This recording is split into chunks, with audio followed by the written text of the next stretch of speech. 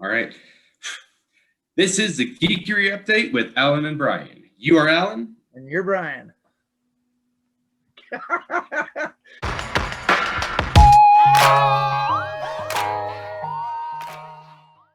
There's the big movie that everybody wants to know about, but we don't have much to go on.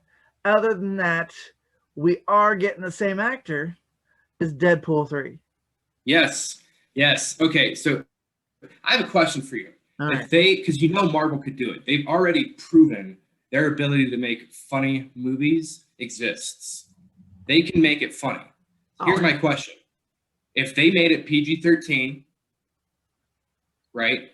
Yeah. And I know I say this to people and they lose it because they're like, no, Deadpool should be rated R. Here's my thing. It would almost be funnier if it was PG-13, and that's one of the first things Deadpool acknowledges. Like, this sucks because I can't cuss anymore. And like, they have blanks at the beginning of the movie of him attempting to, right? Yeah. And acknowledging that it's PG-13. Like, I think if there's any studio that could do it, it's Marvel.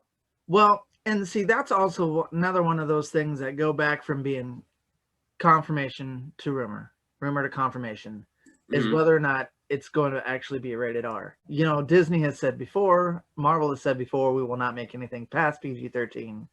But then with Deadpool in here, they're like, well, we may go ahead and do a little branch of rated R movies, even though it's Disney. Even though it's going to be Ryan Reynolds, is it going to be a continuation of those movies? Right.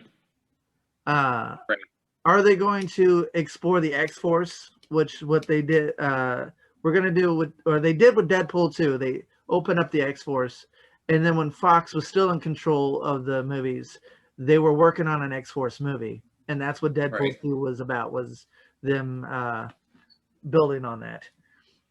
But now he's in the Disney, he's in the MCU. Well, first of all, Josh Brolin, James Brolin's his dad.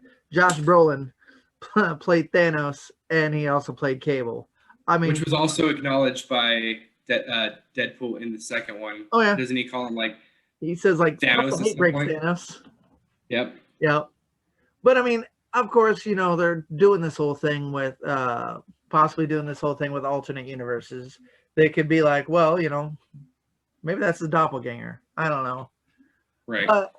Yeah, that's the whole thing there. Are they going to continue those movies? Is it going to be canon, jumping over from a different universe? Are we just going to scrap all of them and we're just going to do it over again? Like, because we already had Ryan Reynolds play Deadpool one other time, and then they scrapped all that to make a new Deadpool. I mean, they can make a joke about that because, you know, Deadpool, he would totally be on top of making a joke about that. I also want to point out, though Rob Liefeld created him, he did not create him to be as funny and break that fourth wall. That was done by the next dude in line. Yeah, was not. Deadpool was. It was a very one-dimensional character when Rob Liefeld created him. It was the next writer who actually gave him his personality. That's what made people love Deadpool. Rob Liefeld will argue with you until he's blue in the face because he's one of those people. I follow him on Twitter and he pisses me off. He really frustrates me. He's one of those people that I'm not a fan of his personality. However, his work is still on the fence for me. He creates some good work and he creates some bad work. Exactly. He did this comic recently called Major X, which is really good. He's the son of Cable. Sorry if you haven't read it. That's kind of a spoiler alert. But he's the son of Cable and Storm. Spoiler! Spoiling something else. Anyways, that was good. And the art was pretty good on that. He wrote the story as well. But then he passed his work. This is another thing. This is when he worked for Image as well. He was one of the co-founders of Image Comics. When he did his work there, he would create the stuff. He'd create the characters. He would write and draw the first few issues of each line and then pass it off to somebody else. But Major X, he did this too. And he passed it off to Whilce Portacio, who is also was one of the co-founders of Image. And his art is much more crisper, and he made that Major X title a lot crisper, and I really enjoy his work. He did a lot of work on X Factor in the 90s, Whilce Portacio. Okay, The Circle Chase, written by Fabian Nicieza, and penciled by Joe Meduria.